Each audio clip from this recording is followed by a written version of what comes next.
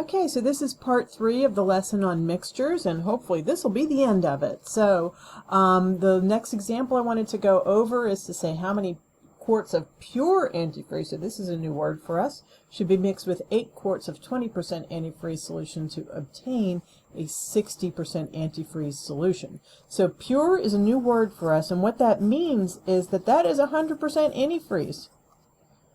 So we're going to go ahead and set this up. So now we see our three percentages. We've got 100%, we've got 20%, and 60%. And the one that's in the middle between the other two is the 60%. So that's the one that goes off by itself.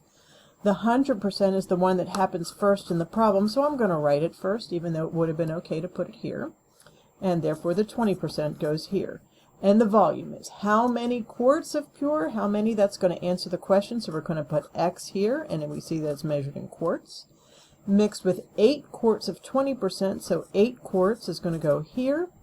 And the 60% solution, we don't know how much that is, but we do know that it's going to be the sum of the other two, because it's the mixture that consists of the other two parts. So we're going to make that X plus 8 quarts. And now we can set it up the same way we did before, where it's percent times volume plus percent times volume equals percent times volume.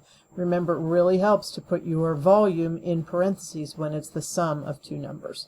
So our next equation is going to be 100x plus 20 times 8 equals 60 times x plus 8.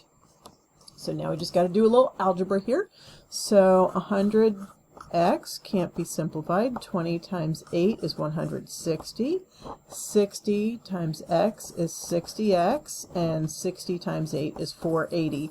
And if you haven't watched my other two videos, you might be a little confused about why it's not 1x plus 0.20 times 8 equals 0.60 times x plus 8.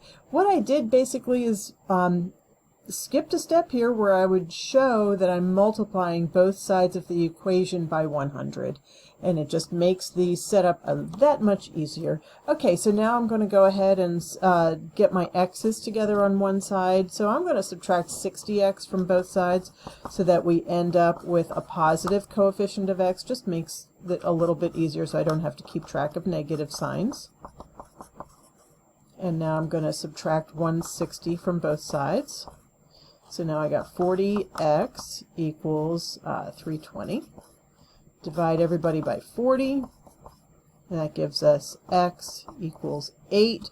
So therefore our solution is, our answer is, it's 8 quarts of pure antifreeze.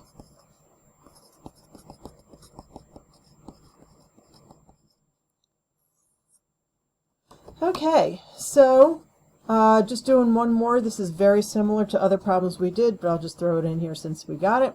So that's going to be how many milliliters of a 16% solution should be mixed with 200 milliliters of a 5% solution to obtain a 14% solution. So our three percentages are 5, 16, and 14. The one that's in the middle, I should say the one that's not right in the middle, but the one that's between the other two is the 14%. And the first one that shows up is the 16%, and the second one is the 5%, so I'm going to put them in order that way. It would have been okay to make it the 5% first. But what's really important is the x goes with the 16%, because that's saying how many milliliters of 16%. So that's going to answer the question, and it's going to be in milliliters. And we know that there's 200 milliliters of the 5%, so the 200 goes here. So this is going to be x plus 200 milliliters. So our percent equation, we can just do 16 times x plus 5 times 200 equals 14 times x plus 200. So that's 16x plus 5 times 200 is 1000 equals 14x plus, so distributing 14, so it's 2800. And I'm going to go ahead and subtract 14x from both sides so that it ends up to be a positive coefficient of x. Makes it a little easier.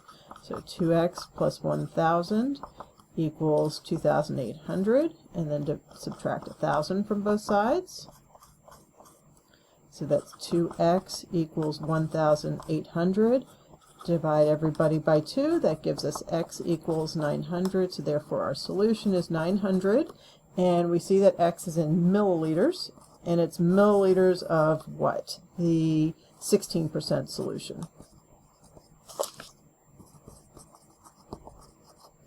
Okay, so hopefully that's enough mixtures problems to get you started. Thank you so much for your attention.